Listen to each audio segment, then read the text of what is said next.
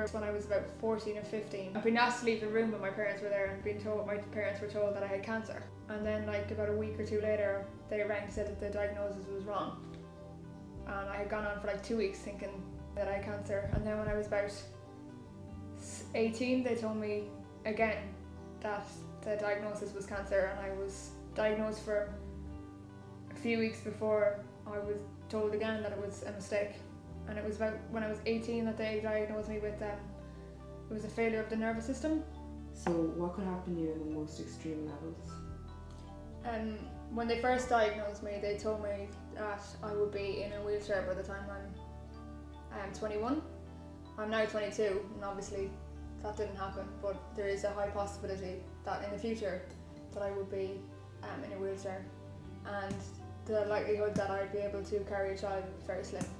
So if I did ever get pregnant, from about the 3rd month I'd have to be hospitalised, and there might be a chance that like the weight of the baby on my spine would be too much.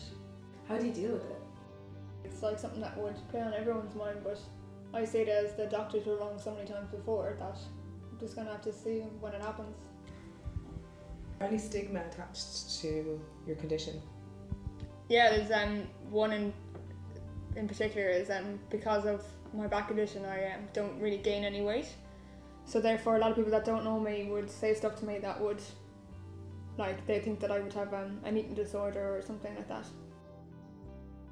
Like I used to work in a bar, and I remember being in the bar one night working, and there was a German man came in, and I served him his drinks, and then he looked at the tip jar and he said, oh, here's a tip, you should eat something.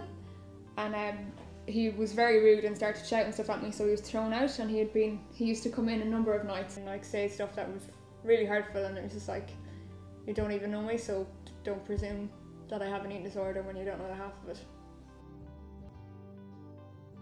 In the end, I was out with my friends like a few months later. Like he'd been barred from where I'd worked and stuff like that, and we had done everything that we could, and I thought it like he was, that was over with. And I was out with my friends one night, and he came up to me in the pub. It was early enough, it was about 8 o'clock before I started my shift, and he started to shove me and push me and start saying stuff about like why was I so skinny, and all these like really mean stuff. And in the end he actually had to get arrested because he started to would wait for me outside work and stuff, and just say stuff about my weight. Like I'd never met the man, had never seen the man before. And I remember being standing in the office telling this police officer that it had all started weeks before because of my weight, and he thought I was joking. He thought it was a big he was like, are you serious? And then when he went out to speak to the man, he came back in and said that he had said a number of things about my weight, and he knew that it wasn't a joke, and he said that it was pretty ridiculous. And then how does this affect your confidence? It's obviously not because when you're out and you hear people saying stuff and they don't really know the meaning. I don't understand why you would never go up to an overweight person and say something. So I don't understand why they come up to someone that was skinny and say horrible stuff. In the future, how are you going to deal with the back issue? Stuff that I was told that I wouldn't be able to do, I've done.